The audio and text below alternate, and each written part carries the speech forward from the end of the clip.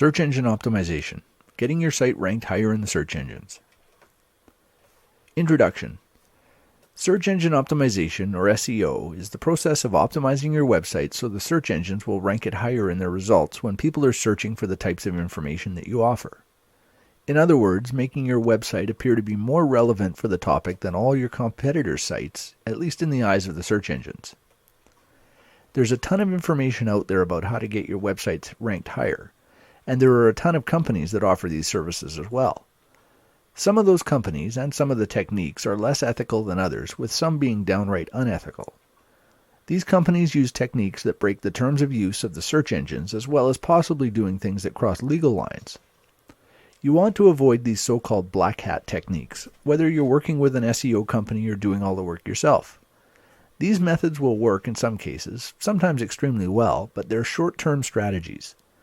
Eventually the search engines are going to figure it out, and they'll most likely de-index and even blacklist your website. Why put all the time and effort into something that could disappear on a moment's notice? In this report, we're going to cover some of the most important things you can do when optimizing your website, all of which will fall into the white hat category of SEO. So let's dive in. Why do you need SEO? To people who aren't familiar with the concept, SEO sometimes seems a little bit unnatural. The idea of creating content and adding certain things to your website purely to rank higher in the search engine seems like an artificial process. Frankly, it can be done in an artificial way. If you focus purely on SEO from the search engine's point of view, without considering the real visitors who are going to land on your website, it's not going to work out very well. Even if you get high rankings for your site, the people who arrive through the search engines aren't going to find much value, which means they're probably just going to leave anyway. Successful SEO marries the idea of optimizing for the search engines with providing value to the real visitors to your website. If you can combine the two effectively, there's nothing artificial about it at all. It's just good business sense. After all, if your website provides valuable content to your visitors, doesn't it make sense to do what you can to get those visitors on your site so that they can see it? You're helping them solve their problem, and you're actually helping the search engines as well, since their customers, which are the searchers, are finding what they want. That means they'll use that search engine again, since it obviously provides good results. And naturally, you win as well, since some of those visitors to your site will take whatever action it is you want them to take, clicking on an ad, opting into your email list, buying your product, etc. On-site versus off-site SEO. There are two main components to effective search engine optimization, on-site and off-site.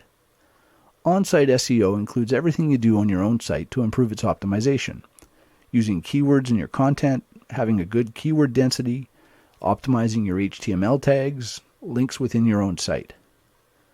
Off-site SEO, on the other hand, includes everything you do outside of your own site to improve the optimization.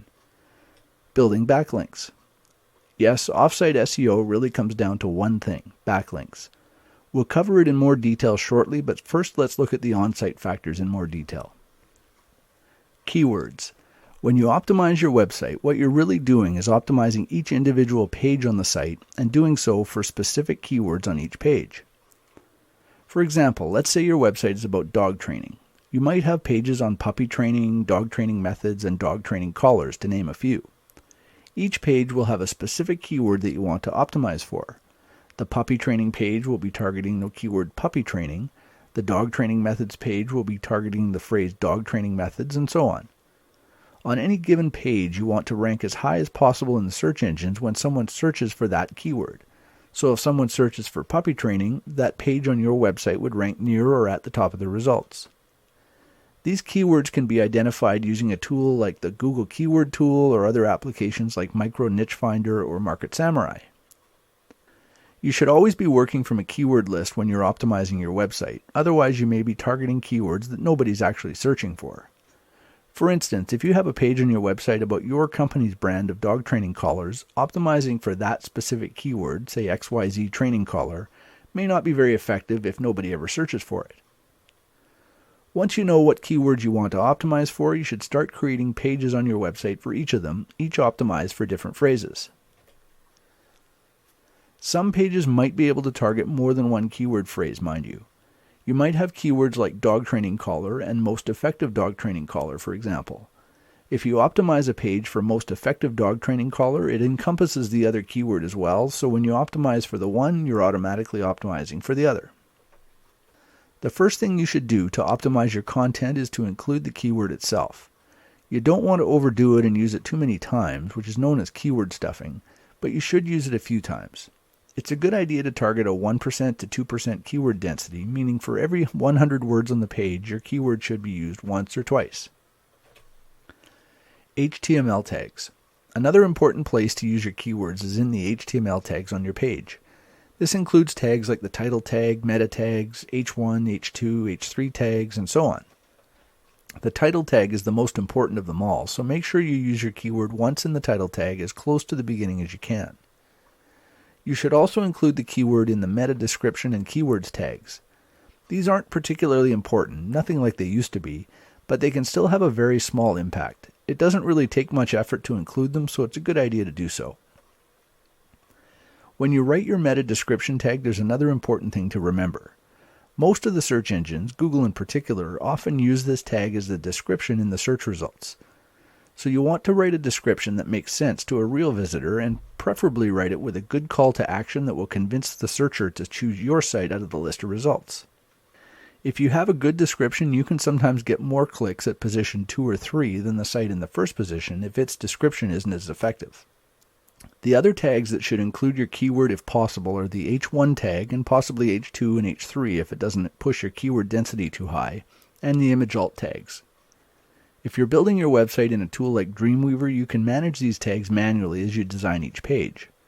If you're using WordPress or some other type of CMS or content management system, they most likely have a plugin that will handle this for you, such as the all-in-one SEO plugin for WordPress. Links within your own site. We're going to discuss backlinks in just a moment, but backlinks don't all have to come from other sites. You can also link between pages on your own site, and those count as backlinks as well. You don't want to overdo this. Linking to every other page on your site from each page isn't going to be very effective. The proper way to approach in-site linking is to link to other related articles, either within the content of the page itself or in a related links list at the bottom. This helps with SEO because the links are highly targeted, and it also helps your human visitors by giving them links to other pages they might find useful. Off-site SEO. Off-site SEO really comes down to one thing: backlinks.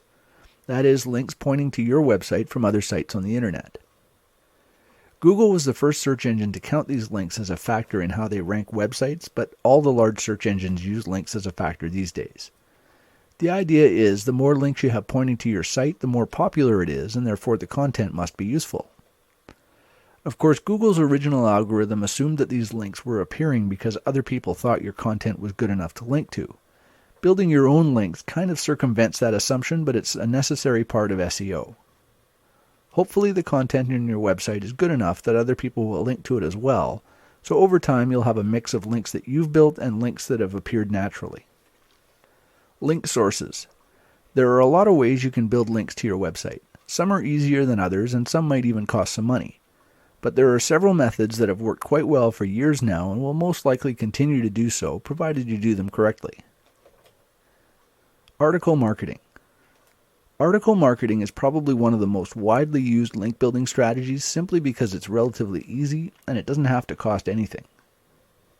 You submit articles to sites like ezinearticles.com and goarticles.com, and in exchange for the free content, they let you include a resource box at the end of your article with links back to your website. Over the last few years, there have been a lot of so-called systems that have recommended writing short, low-quality articles in large numbers to generate a lot of links back to your site. This strategy doesn't work very well any longer after Google's recent updates. But article marketing itself still works fine. You just need to make sure the articles you submit are high quality, with enough length to actually provide a good amount of information, usually 500 words or more. It takes more work, but frankly, taking shortcuts isn't a long-term strategy anyway. You're much better off to submit one 500-word article that will be live on the internet for years to come than to submit 3 or 4 200 to 250-word articles that might get removed if there's another shakeup with Google. Always think long-term when doing your link building. Social media. Social media sites like Twitter and Facebook have really taken off over the last 2 or 3 years. These have become powerful sources of backlinks, particularly if a lot of people are talking about your site and linking to it. You can seed this viral process through your own account, but when it comes to social media, you need to be providing some real value in the content on your site. People won't share junk, and the search engines know it. That's one of the reasons they're putting more and more weight on these social sites. If lots of people are sharing something, it probably means it's worth sharing, so by extension, it's worth having a higher ranking in the search results. At the moment, Facebook and Twitter are the two most powerful social media sites, but this is an area that can change pretty quickly. MySpace is a good example. Until Facebook came on the scene, MySpace was the 800-pound gorilla, and now hardly anybody ever mentions them anymore. Keep an eye out for new up-and-coming social media sites. If you see one that seems to be getting some traction, like Google Plus is at the moment, get yourself signed up for a profile and become active there as well. The sooner you get started, the better, since you'll have an established presence when the majority of people start signing up. Social bookmarking. Social bookmarking is another way to generate backlinks to your websites. It's similar to social media in some ways, but it's not quite as effective. The best way to use social bookmarking is to create some buzz for new posts on your site. Until your site builds some authority with the search engines, it can take a little while for new content to get indexed. Creating some social bookmarks pointing back to your site can be a good way to get content indexed faster, and getting indexed is the first step to getting ranked. Free hosting. There are lots of places that you can get free hosting, such as blogger.com, wordpress.com, and squidoo.com. You're not building your own websites on your own domains in these places. Instead, you're leveraging their authority in the search engines for backlinks to your site.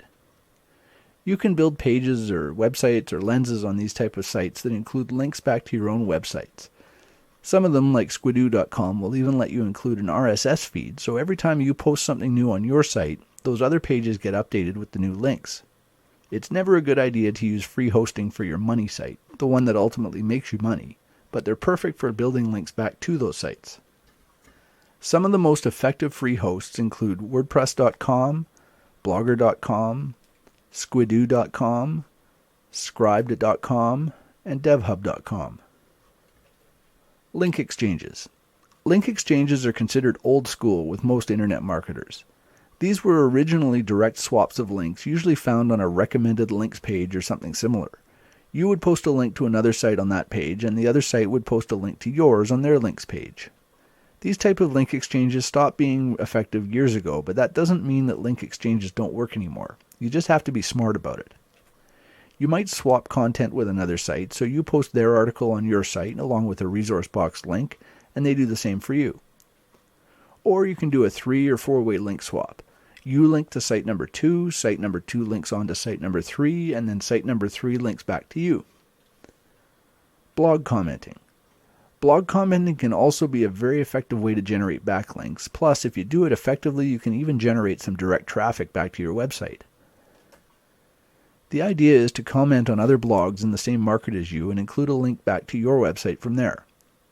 If you comment on popular blogs, you can wind up with a valuable link down the road a bit, since the pages on that site could wind up with really good page rank. It's important not to comment spam, however. Don't just leave useless comments like, "Wow, great post," and read the blog post and add value with your comment. If you focus on a handful of blogs and comment regularly, it can also be a good way to get noticed by the higher profile bloggers in your market. And if you write insightful posts on your own blog, they might even drop by and comment on yours every once in a while. The link in your blog comment can come in a couple of ways. When you leave a comment, most blog platforms ask for your name and a website URL. When the comment goes live, your name will be hyperlinked to the URL that you enter. Some people recommend using keywords as your name to get good anchor text links in your comments, but I don't agree. How likely is your comment to get approved when it's coming from someone named Dog Training Methods? Most bloggers will just delete those type of comments. Even if you use your own name, you're still getting a link to your site. And if you really want to get your keywords in there, try something like John the Dog Training Guy Smith. Some bloggers will still delete this, but it's got a better chance of approval at least. The other way you can get backlinks through blog commenting is through a WordPress plugin called Comment Love. Any blogs that use this plugin will add a link to the most recent post on your site to the end of your comment, assuming your website is a blog as well. Sites that use this plugin are obviously aware of the value of a backlink, so they're often good sites to target since they're more likely to accept your comment, assuming it adds value, of course. Paid links. Another way to get backlinks is to pay for them. There are services like textlinkads.com and textlinkbrokers.com that sell links on behalf of other websites. You can choose the page rank of the page your link is on, and in some cases you can even buy site-wide links, putting a link to your website on every page.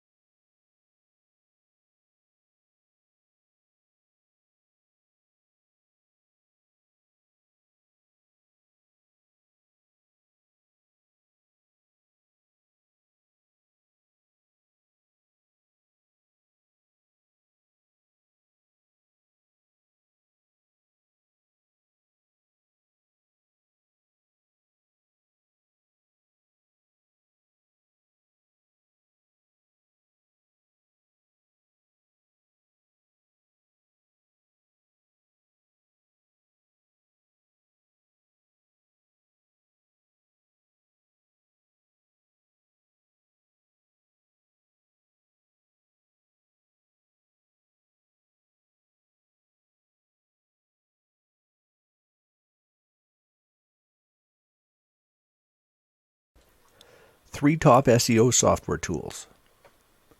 There are a number of software tools that can help you improve your SEO. Some of these tools run on your computer and others are services that you can access through the internet itself. In this article, we're going to look at 3 tools that will help you improve your SEO. Micro Niche Finder. Keyword research is the first step to any successful SEO campaign. You need to know what keywords people are searching for, and you should also determine the amount of competition so you know what you're up against. If you don't do this step properly, everything else you do for SEO may be wasted effort since you could be targeting keywords that nobody is even searching for. One of the most effective tools for keyword research is a program called Micro Niche Finder. It will generate a list of keywords related to whatever seed keyword you give it, and it can tell you how much competition there is in Google as well as how strong that competition is. It automates the entire process, saving you hours compared to doing the same research manually. Market Samurai. Market Samurai will also generate a keyword list and analyze the competition for you, but it does a number of other things as well. It will identify sites where you can get backlinks, how many backlinks you'll need to outrank the top results, topics on which to write articles for your site, and much more. And Market Samurai has another advantage over Micro Niche Finder. It will run on any platform. Micro Niche Finder is a Windows application, but Market Samurai will run on Windows, Mac, or Linux. SERP SERP is a web-based service that will help you identify the best keywords to target as well as analyze your competition. It generates detailed reports about the top 10 results for your keyword that includes information such as the page rank, the number of backlinks, and the domain age. It also tells you if the exact match domains are available so you can quickly identify domains if you're in the early stages of your research. Any of these applications will help automate a lot of the work that goes into researching good keywords for your site. They can save you a lot of time, so they're worth the cost when you consider how much your time is worth. If you can't justify the cost right away, plan to invest some of your earnings into one of them as soon as your site starts generating revenue. 5 free sources of backlinks. Backlinks are probably one of the most critical components of SEO. In fact, if you did absolutely no on-site SEO and just built backlinks to your site, you could outrank sites that have perfect on-page optimization. In this article, we're going to look at 5 free sources of backlinks. Article marketing. Article marketing is probably one of the most widely used backlink methods for a couple of reasons. Number 1, it's easy. Almost anyone can write an article. And number 2, it's cheap or free in most cases. You write an article and submit it to one or more article directories. In exchange for the free content you're giving them, the directory allows you to include a resource box at the end of the article. You can include one or more links in that resource box that point back to your website. Blog commenting. Most blogging platforms such as WordPress and Blogger let you enter a URL when you leave a comment on a post. Your name generally gets linked to that URL, so every time you leave a comment, you create a link back to your website. The secret to building links this way is to leave valuable comments, not just useless things like, "Hey, great post." Social bookmarking. Social bookmarking on sites like delicious.com and clipmarks.com let you add bookmarks to your favorite web pages so you can come back to them later. But those bookmarks also create backlinks from the bookmarking site to yours, so this is a good way to generate more backlinks. Free hosting. Free hosting sites like WordPress.com and Squidoo.com let you build pages about virtually any topic. You can build pages on these sites about the same topic as your own website and then include links back to your site within the content. Some of them, like Squidoo for example, will even let you add an RSS feed to your page.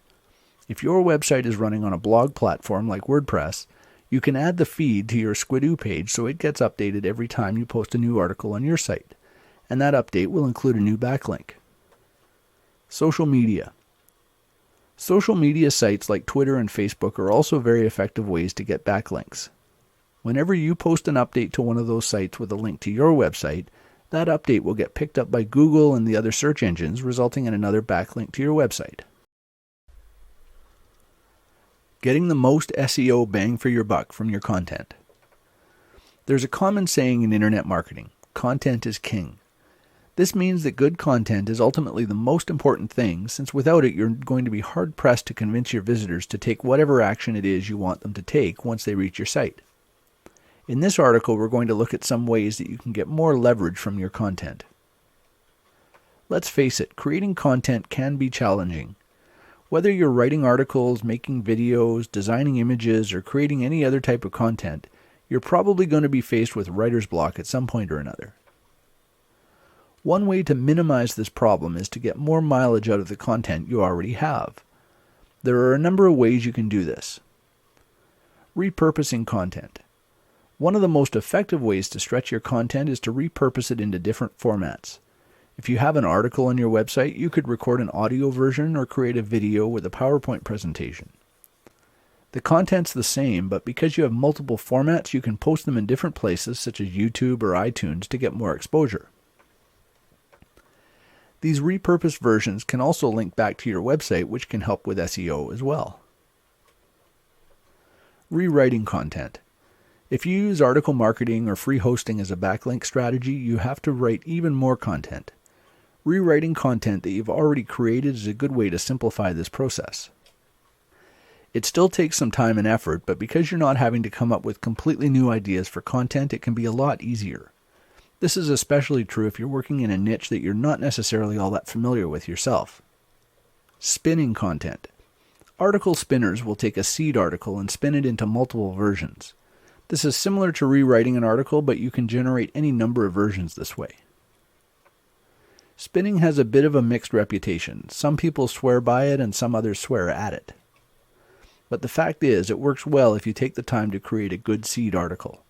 It can take some work to generate a seed article that creates readable spins, but if you do it right, you can generate dozens of unique articles from that one seed, saving a lot of time and effort in the process. How to make the most of your article marketing. Article marketing is a great way to build backlinks, but simply submitting articles to the directories and sitting back waiting for the traffic to start flowing doesn't work like it used to. In this article, we're going to look at some strategies for maximizing your results from article marketing. First, the landscape of article marketing has changed quite a bit over the last few months. Google's Panda update hit most of the article directories pretty hard, and they've really clamped down on their quality requirements as a result. 250 to 300 word articles that are really just reworked content from other places just won't cut it anymore. You need to write longer articles, 500 plus words, and they need to be just as high quality as what you would put on your own websites. This goes beyond the minimum requirements for most article directories, but look at it this way. You could get by with the bare minimum, but if Google does another big update that spooks the article sites into tightening their requirements even further, those bare minimum articles might suddenly be not good enough and get removed from the site. Wouldn't you rather put a little extra effort into writing articles that will stand the test of time? Another way to get more out of your articles is to build backlinks to your articles once they go live on the article directories. Most people just submit an article and move on to the next one, so if you're building links to those articles, you're going to outrank most of your competitors. And the backlinks that you include in those articles will be more powerful since the article will be getting some backlink juice as well. That extra link juice will trickle down to your own website over time. And finally, treat your articles as a source of direct traffic as well as a source of backlinks. Include a good call to action in your resource box to get people to click through to your website. You'll still get links to your website, but you'll also get some direct traffic from people who find your articles on the article sites. This direct traffic can come pretty quickly too, so it can help get your site moving while you wait for the links to have an effect on your rankings in Google and the other search engines. How to maximize SEO without turning away human visitors. SEO is all about the search engines, structuring your pages and links to get the most value in the eyes of the search engine algorithms. But getting high rankings is only half the process. Once you get ranked, it's real humans who visit your site. If you over-optimize your site, you can wind up with something that doesn't really help those visitors. In this article, we're going to look at some ways that you can accomplish both. The first thing to remember is that ultimately your site needs to be valuable to human visitors. The search engine spiders aren't going to make you any money, real people are. That means you need to be sure that the content is useful to the people who land on your site. If your pages are stuffed full of keywords and the content is barely readable, people aren't going to stick around for very long. They'll just go back and find another site that provides more value. Always write with real visitors in mind. Yes, you should optimize your pages for their primary keywords, but never at the expense of readability. Generally, you don't want to go any higher than 2% keyword density. That means you should use your keyword no more than twice for every 100 words of content, and maybe only once. Another factor in convincing people to visit your site is your title and meta description tags. The title tag is one of the most powerful parts of your page as far as SEO is concerned, so you definitely want to include your keyword in it. But most of the search engines also use that title tag as the title of your page in the search results, and they often use the meta description tag as the snippet of content that gets displayed in the search results. So make sure your title and description have a good call to action to convince searchers to click through. If your title and description tags are well written, you can often get more clicks in the second or third position in the search results than a site ranked at number 1 but with a poor title and/or description tag. And getting more clicks in the search results could ultimately help your site outrank the top results, since it's quite possible that the search engine algorithms take this factor into account. How to optimize WordPress for the best SEO results. WordPress is a popular platform for building websites because it makes the process so easy. WordPress handles all the formatting and layout of your site, so you can focus on the content. But the default setup isn't very well optimized for the search engines. In this article, we're going to discuss some ways to improve the SEO on your WordPress-based sites. Privacy settings. The first thing you should do is check the privacy settings in the WordPress admin dashboard. You can choose whether or not to make the site visible to the search engines. If the wrong option is set, your site won't be indexed or ranked. The default setting is to make the site visible to the search engines, but it's still a good idea to double check. If this isn't set right, nothing else we're going to cover will matter. Permalinks. The next change you should make is to the permalink structure. By default, WordPress uses a pretty unfriendly URL structure. Your posts and pages will show up as something like www.mydomain.com/?ID equals and then some number. There's no keywords included in the URL, and there's some debate about how effective the search engines are at even indexing sites with these type of URLs. Instead, you should change the permalink structure to include keywords. You can make this change in the permalink setting page and set it to something like what's shown on the screen here. This will use the title of your post as the URL for the page. For example, if your post title is My First Post, the URL would be mydomain.com/myfirstpost. This will ensure that you get the keywords in your URL, assuming that you use them in the post title. SEO plugins. Another important step to improving the SEO on your site is installing an SEO WordPress plugin. There are several of them available, but the most commonly used plugin is called All-in-One SEO. This plugin will optimize the HTML tags on each page, title tag, meta tags, and so on, using the post title and the content of the post itself. You can override these settings manually if you want to really optimize each page, but even the default settings are a huge improvement over the default setup for WordPress. And take note, some premium themes, such as Thesis, have SEO features built into them. If you're using one of these themes, there's no need to install a plugin. In fact, doing so can cause conflicts between the theme SEO and the plugin SEO, so you're better to leave it up to the theme in this case. Is article spinning an effective SEO strategy? Article spinning is the process of rewriting an article on a large scale. You go through your seed article and mark it up with synonyms and rewritten sentences, then the spinner software generates any number of unique versions from that seed article. This process has been around for several years, but it has improved considerably over that time. There are still two camps, however, people who think it works great and people who hate it. In this article, we're going to look at some of the advantages and disadvantages of article spinning. The main reason people like article spinning is because it makes it possible to generate dozens or even hundreds of somewhat unique articles from a single seed article. How effective and how unique those spins are really comes down to how much time and effort you put into creating the seed article in the first place. If you use an article spinner application that automates the process, you'll tend to get mediocre results. If you spin your seed article manually, on the other hand, and really put some effort into creating multiple versions that are all readable when spun, you can get articles that are all quite unique and still perfectly acceptable quality. Let's say it takes you 2 hours to do a really thorough spin on a 400-word article. That means you create multiple versions of sentences as well as individual words and nest them effectively so when you generate a spun version there are enough options that it can be quite unique. You might think that 2 hours is a lot of time to spend on it, but the fact is you can probably generate several dozen really unique articles from that one seed. How long would it take you to write or even rewrite that many articles? Once you have those unique spins, you can use them for various things. Posting on sites like Squidoo and Hub Pages, submitting to second-tier article directories, posting to blog networks, or sending out through article submission services or software. These will all create multiple backlinks to your website, all from a single seed article. If you do this on a regular basis, even once or twice a month, you can have enough content to generate new backlinks to your site for quite some time. Is Google the only search engine that matters? When people talk about SEO and natural search traffic, they're generally referring to Google. It gets the largest percentage of search traffic out of the major search engines, but should you focus purely on Google or spread your efforts out across all the different search engines? Google has held roughly 65% of the overall market share for search pretty consistently for the last year or more. Yahoo and Bing, the two main competitors, are both under 20%. On the surface, this would indicate that you should focus on Google for your search traffic. Those numbers don't tell the whole story, however. The search market share can vary from one market to another.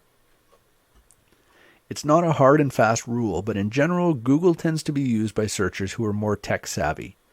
So in markets that have more technical users, Google's market share can be high, even higher than the overall numbers. But in less technical markets, Bing and Yahoo often have higher shares than they do overall. This is particularly true for Bing because it's the default search engine for Windows users. There are a lot of people who just use whatever's included by default, so they use Bing. Another factor that you should consider is that putting all your eggs in one basket is never a good idea. Google is notoriously fickle when it comes to changing things, and even if your site is ranking well today, there's no guarantee it will continue. One little change in Google's algorithm could cause your rankings to plunge. If you focus on Bing and Yahoo to some degree at least, you'll have alternative sources of traffic if that ever happens. It's also important to consider some of the changes that have happened on the internet over the last couple of years. Sites like Facebook and Twitter have become extremely popular, and many people spend a large percentage of their time on them, particularly on Facebook. While these sites aren't search engines, they can still be very effective for driving traffic to your websites. And because they're harder to game due to their social nature, they're being used as a ranking factor by the search engines. By focusing some of your efforts on these sites, you can get the benefits in Google and other search engines while still diversifying your traffic strategy somewhat. SEO versus conversions. Search engine optimization, or SEO, is all about getting your site ranked higher in the search engines, especially Google. There are various strategies that can help you rank higher, both on-site and off-site. But no matter how high your site ranks and how much traffic you get from the search engines, you're going to need to convert those visitors if you want to generate any revenue with your site. And by convert those visitors, we mean convince them to take whatever action it is you want them to take. Clicking on an ad, signing up for your email list, liking your page on Facebook, or buying your product, and so on. You need to balance the need for SEO against the conversion rate of your page to be successful.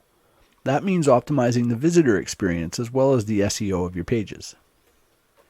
Don't overuse keywords on your page to the point of making it unreadable for real visitors. Keyword stuffing is one of the most common mistakes people make, and frankly, it isn't necessary anyway. Years ago, when the search engines were still relatively new, whatever site used a keyword the most times often ranked the highest, but those days are long gone. It's also a good idea to include things that make your site more sticky, like video and audio content. A sticky site simply means your visitors stay longer, and these types of content will help.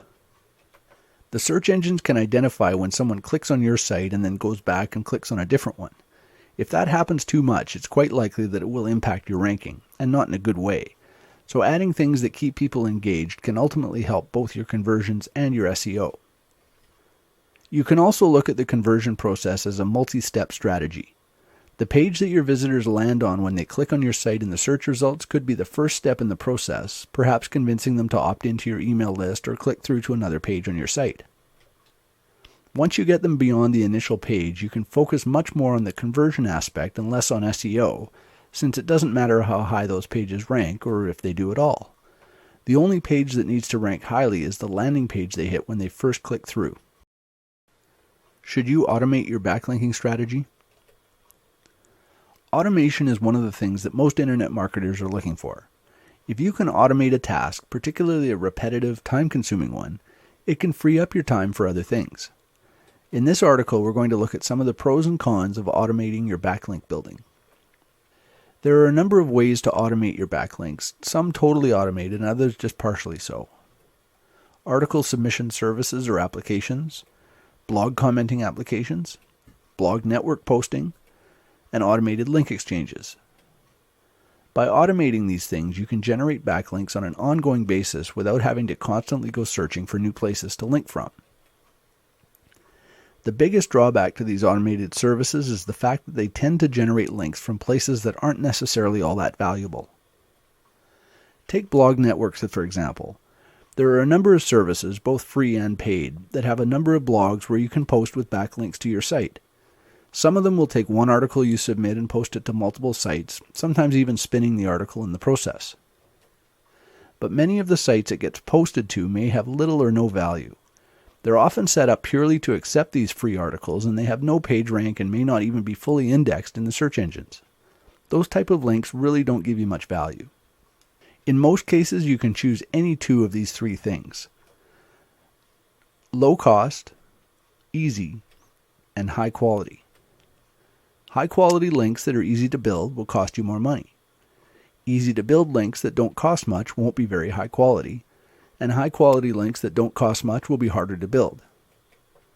Automated backlink building is often best used as one part of a larger strategy. You should continue building higher quality backlinks even though they take more time and effort, and use the automated services to supplement those links. You can even use the automated backlinking methods to build links to the pages where you're manually building links. For example, if you use article marketing as one backlinking strategy, use the automated systems to build links to your articles once they go live on the article directories. This will help increase the value of the links that point from your articles back to your own website.